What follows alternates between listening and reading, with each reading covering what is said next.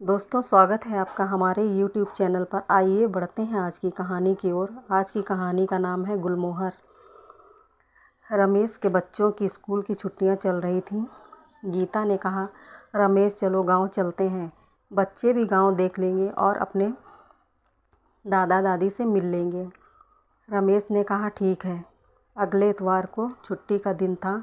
वो लोग सुबह ही गांव जाने के लिए निकल पड़ते हैं। रमेश को पहुंचते पहुंचते शाम हो गई। उसी बीच एक जगह पहुंचने पर उसकी कार खराब हो जाती है। गांव अभी बहुत दूर था। वहां आसपास कोई मैकेनिक भी नहीं था। तभी उधर से कुछ चरवाहे निकल रहे थे। वो अपने जानवरों को लेकर वापस जा रहे थे।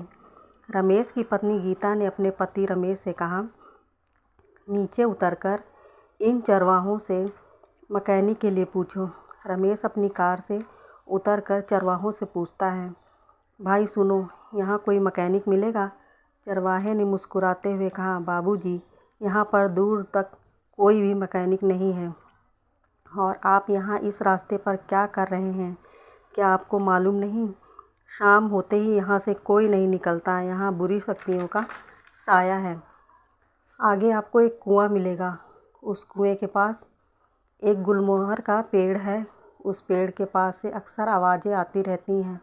आप उस आवाज़ को सुनकर वहाँ पर मत जाना। जहाँ आपको कितनी भी कोई भी आवाज़ दे, लेकिन आप उधर नहीं जाना। अभी थोड़ी देर में रात हो जाएगी। आप चाहो तो अपनी गाड़ी यहीं छोड़कर हमारे साथ चल सकते हैं। सुबह होने पर कोई न कोई आपको मदद कर देगा। इतनी रात को आप अपने बच्चों के साथ इस सुनसान जगह पर कैसे रुकेंगे? चरवाहे की सारी बात गीता और उसके दोनों बच्चे मुन्ना और गुड़िया सुन रहे थे और वे घबरा जाते हैं। गीता के मन में चरवाहे को देखकर शक हो जाता है। उसने चरवाहे की बात मानने से इनकार कर दिया और अपने पति रमेश को बुलाते हुए कहा, सुनो, मुझे यह चरवाहा कुछ ठीक नहीं लग रहा। इसे जाने के लिए कहो, मैं इसके साथ नहीं जाऊंगी। रमेश ने गीता की बात सुनी तो उसे भी शक होने लगा। वो सोचने लगा कि इस रास्ते से कोई भी नहीं निकल रहा है। कहीं ये आदमी कोई छलावा तो नहीं है। रमेश ने उस चरवाहे से कहा, भाई आप चले जाओ, आपको देर हो जाएगी।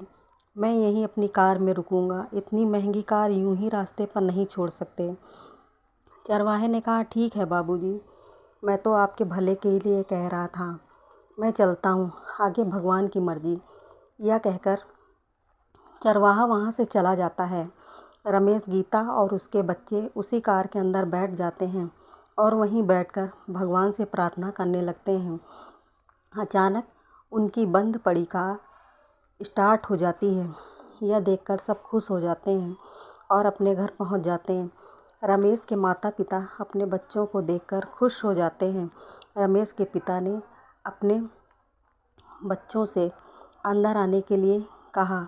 रमेश ने अपने पिता से पूछा, आप इतना घबरा क्यों रहे हैं पिताजी? उसके पिता ने कहा, पहले अंदर चलो, फिर सब बताता हूँ। सभी अंदर चले जाते हैं। रमेश के पिता ने कहा, तुम तो घर से जल्दी निकले थे, फिर इतनी देर कैसे हो गई? रमेश ने बताया कि रास्ते में हमारी कार ख़राब हो गई थी। वो तो भगवान की कृपा थी कि हमारी कार स्टार्ट हो गई और हम सही सलामत पहुंच गए।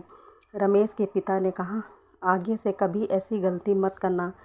कभी शॉर्टकट रास्ते से मत आना। वो जगह अच्छी नहीं है। यहाँ पर बुरी शक्तियों का साया है। शाम के समय यहाँ से कोई नहीं निकलता। रमेश ने कहा, ठीक है पिताजी। रात को सब खा पी कर सो गए और अपने अपने काम पर लग गए। रमेश के पिता ने मुन्ना और गुड़िया को अपने पास बुलाया और कहा कि तुम दोनों यहीं पर खेलना, यहाँ से कहीं मत जाना। वहाँ थोड़ी दूर पर एक कुआं है। उस कुएं के पास एक गुलमोहर का पेड़ है। वहाँ पर खूब लाल रंग के फूल लगे होंगे। तुम उन फूलों को मत छूना। वो गुलमोहर का पेड़ है, श्रापित है। उसके पास कोई नहीं जाता। गुड़िया समझदार थी। उसने कहा, ठीक है दादाजी, मैं वहाँ नहीं जाऊँगी। पर मुन्ना बहुत ही शरारती था। उसने अपने दादाजी की बात नहीं सुनी और उसी कुएं के पेड़ के नीचे पहुँच गया। उस पेड़ में बहुत सारे लाल रंग के फूल लगे थे। मुन्ना ध्यान से उन फूलों को देखने लगा। तभी वहाँ से आवाज़ आई, मुन्ना इधर आओ। मुन्ना को लगा कि ये आवाज़ उसकी माँ की है और वो वहाँ चला जाता है। तभी एक बूढ़ी औरत वहाँ पर आती है, उसे घसीटते हुए ले जाती है। मुन्ना चिल्लाता है पर कोई भी उसकी आवाज़ को सुन नहीं पाता। वह बूढ़ी औरत जो एक काली शक्ति थी, वह उसे उसी कुएं के पास ले जाती है। बहुत देर से मुन्ने को ना देखकर उसकी माँ गुड़िया से पूछती है, मुन्ना कहाँ है? वो तुम्हारे साथ ही था, कहाँ है? गुड़िया ने कहा, मेरे साथ आया था, मैं अंदर आ गई थी, वो कहाँ चला गया मुझे नहीं मालूम। सभी घबराकर मुन्ने को ढूंढने लगते हैं। ढूंढते हुए रमेश और गांव वाले उसी कुएं के पास पहुंच जाते हैं। कुएं के अंदर झांक कर देखते हैं तो कुएं के अंदर मुन्ना पड़ा था। यह देखकर रमेश कुएं के अंदर कूदने की कोशिश करता है। सभी गांव वाले रमेश को पकड़ लेते हैं। गांव वाले कहते हैं कि इस पेड़ के नीचे एक काला साया रहता है जो सिर्फ बच्चों को ही मारता है, क्योंकि उसका एक बेटा था जो उस बेचारी औरत का सहारा था। एक दिन उसका बेटा बहुत बीमार था। उसने सभी से मदद मांगी पर किसी ने उसकी सहायता नहीं की। कोई भी उसके बच्चे के इलाज के लिए आगे नहीं बढ़ा। उसका बच्चा बिना इलाज के मर गया। वह यह देखकर बर्दाश्त नहीं कर पाई और इसी कुएं में कूदकर अपनी जान दे दी। तब से यह कुआं और यह पेड़ दोनों ही श्रापित हो गए। जब भी कोई बच्चा इस जगह खेलने के लिए आता है, मारा जाता है। रमेश और गीता अपने बच्चे को खोकर एकदम टूट जाते हैं। दूसरे दिन रमेश अपने पिता से कहता है, यहाँ की ज़मीन और घर किसी को दान में दे दो और आप दोनों भी हमारे साथ शहर चलो। रमेश के माता पिता जाने के लिए हाँ कर देते हैं।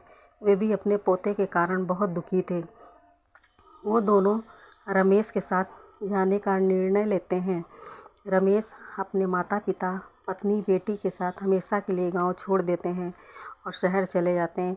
दोस्तों, अगर आज की कहानी आपको पसंद आई हो तो प्लीज़ कहानी को लाइक कर दें, शेयर कर दें, चैनल को सब्सक्राइब कर दें। जय माता दी।